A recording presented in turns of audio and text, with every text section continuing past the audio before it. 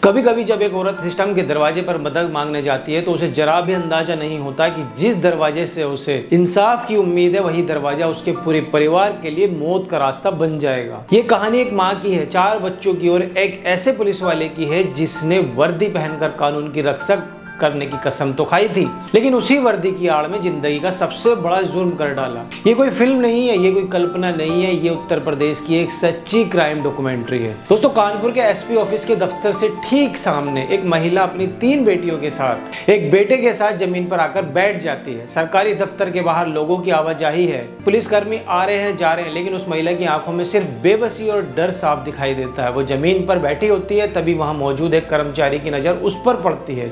वो पास आकर पूछता है कि आप यहाँ क्यों बैठी हैं, क्या कोई परेशानी है? महिला हाथ जोड़ते हुए कहती है कि मुझे साहब से मिलना है, क्या आप मेरी साहब से मुलाकात करवा देंगे? जब उसने मिलने का कारण पूछा तो वो कहती है कि कारण मैं सिर्फ साहब को ही बताऊंगी, मेरी और मेरे बच्चों की उनसे मुलाकात करवा दीजिए। इसके बाद उसे अंदर जाने का रास्ता दिखाया जाता है और वो अपने बच्चों के साथ एसपी साहब के कमरे तक पहुंच जाती है।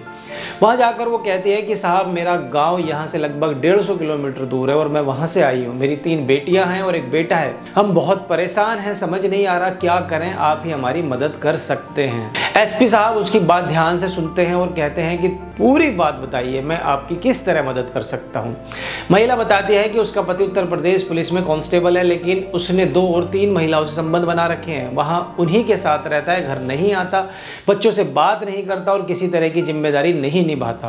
वो रोते हुए कहती है कि साहब, मैं अपने बच्चों की परवरिश कैसे करूं? पति आए या ना आए, कम से कम बच्चों के लिए कुछ तो करता रहे। एसपी साहब को लगता है कि महिला की समस्या जेन्युइन है। बेटियां बड़ी हो रही हैं, बेटा पढ़ाई की उम्र में है और खर्चे लगातार बढ़ रहे हैं। महिला कहती है कि साहब, बस उसकी तनख्वाह का आधा हिस्सा मुझे मिल जाए ताकि मैं बच्चों का भरण पोषण कर सकूं, बाकी आधी तनख्वाह वो जहां चाहे वहां खर्च करे, मुझे उससे कोई मतलब नहीं है। एसपी साहब ये बात मान लेते हैं कि आदेश देते हैं कि कांस्टेबल की तनख्वाह का 50% हिस्सा पत्नी को दे दिया जाएगा।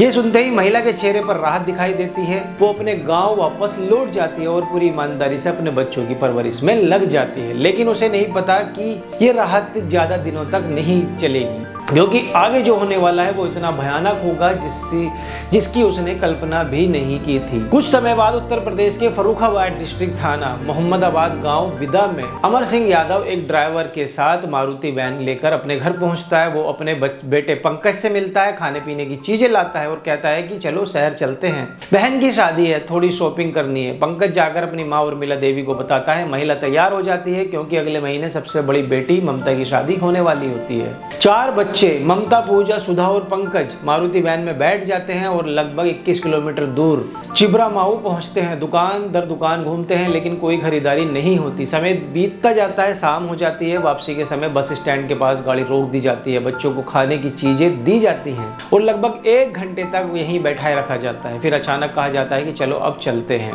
गाँव की ओर जाते समय गंज रोड पर एक पुल के पास ड्राइवर गाड़ी रोक देता है और कहता है कि साहब, गाड़ी बहुत ज्यादा हीट हो गई है। बच्चों से कहा जाता है कि डरने की जरूरत नहीं है। गाड़ी खाई के किनारे खड़ी की जाती है, इसके बाद कट्ठी निकाली जाती है, इंजन पर तरल डाला जाता है, लेकिन वो पानी नहीं बल्कि पेट्रोल होता है। अचानक गाड़ी के अंदर चीख पुकार मच जाती है, दरवाजे लॉक कर दिए जाते हैं, गाड़ी में आग लगा दी जाती है और हल्का सा धक्का देकर उसे खाई में गिरा दिया जाता है। ड्राइवर और अमर सिंह यादव वहीं खड़े रहते हैं और सब कुछ देखते रहते हैं। उसी समय इत्तेफाक से इंस्पेक्टर उमाशंकर यादव अपनी टीम के साथ गश्त पर होते हैं। जलती हुई गाड़ी देखकर वो तुरंत बचाव में लग जाते हैं। कई मशक्कत के बाद शीशे तोड़े जाते हैं और लोगों को बाहर निकाला जाता है। इलाज के दौरान उर्मिला देवी और पूजा की मौत हो जाती है, जबकि सुधा और पंकज की जान बच जाती है। मामला दर्ज होता है आईपीएस की धारा 302 और 436 के तहत। निचली अदालत से मृत्युदंड, फिर हाई कोर्ट से फैसला बरकरार रखा जाता है और अंत में सुप्रीम कोर्ट में मृत्युदंड को आजीवन कारावास में बदल दिया जाता है,